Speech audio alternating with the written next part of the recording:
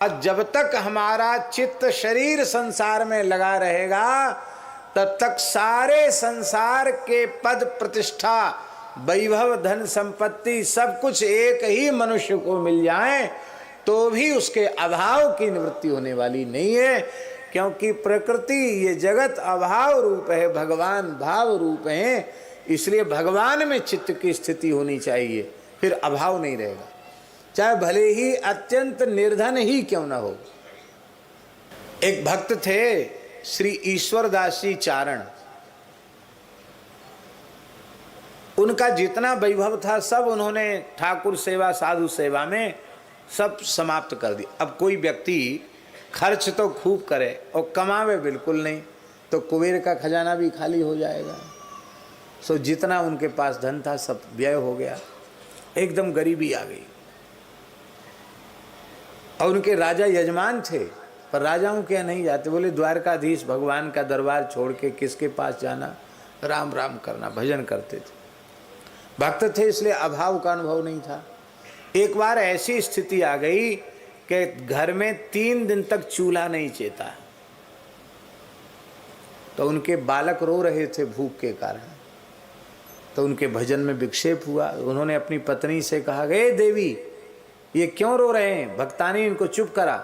और बोले महाराज बालकों को क्या ज्ञान ध्यान सुना करके चुप किया जाए, तीसरा दिन है भोजन नहीं मिला इनको, आप कुछ करते नहीं भोजन का उद्यम, आप तो खाली राम राम करते हैं।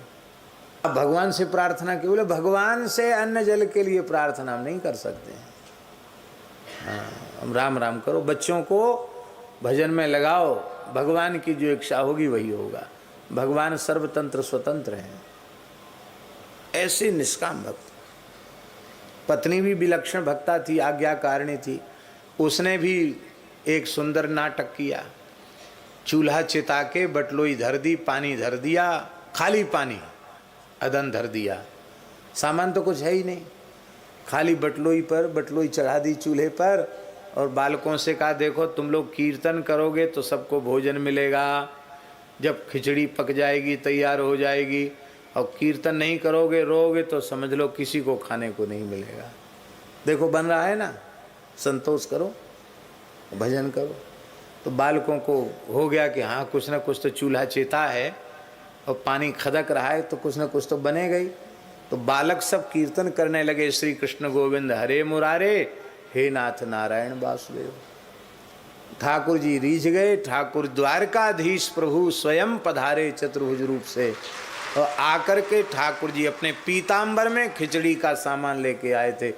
ठाकुर जी ने घर में खिचड़ी बनाई, अब फिर बोले अब आंख खोल के जीम तो लो, अरे खा तो लो, बनाई हमने, खा लो खिचड़ी। ठाकुर जी गोद में बैठ गए ईश्वरदास जी की, कहा बाबा कुछ मांग लो, कपोल पर हाथ रखा, बोले नहीं कुछ नहीं चाहिए। बार बार कहने लगे कुछ मांग लो, हमारा दर्शन अमोघ है, मांग लो। तो उन्होंने कहा अच्छा एक बात बताओ, हम मांग तो लेंगे, मान लो आप कहते मांग लो तो मांग लेंगे, पर जैसी कृपा अब हो रही है वैसी कृपा मांगने के बाद होगी। ठाकुर जी चुप हो गए, समझ गए कि नहीं। अभी गोद में आके बैठते हो, हमारे गाल पे हाथ धर के बाबा कछू ले लो, ऐसे इतना प्रेम करोगे। फिर बोले बर दे के बहु ठगे सकामी भक्त जाहू, फिर सकामी भक्तों को बर दे के ठग लिया है, हम बहुत चतुर हैं, हमको ठग नहीं सकते हो। भगवान बोले ठगने वगने की बात नहीं है, मांग लो, मेरी खुशी के लिए मांग लो। तो आपने कहा कि यदि आप मांगने का ही हट कर रहे हैं तो आप यह दीजिए कि आज के बाद आप कभी भी हमसे यह नहीं कहोगे कि तुम हमसे कुछ ले लो, यही दे दो। ऐसे निष्काम। और महाराज जी ईश्वरदास जी घोड़े के सहित भगवान के धाम को गए। आप सोचो वे तो सदैह वैकुंठ गए, जिस घोड़े पर उन्होंने बैठ करके, जिस घोड़े ने उनको बहन किया, उस घोड़े को भी ऐसी सामर्थ्य प्रदान कर दी कि घोड़े के सहित वो भगवान के धाम को चले। भैया कामना, भगवान तभी जीव को ठीक से स्वीकार करते हैं जब वह निष्काम भाव से उनका दास बन जाता है। भगवान के सामने कोई इच्छा रख दी, कामना रख दी, तो वह कामना का भक्त हो गया, वो कामना का दास हो गया, भगवान का दास नहीं हुआ।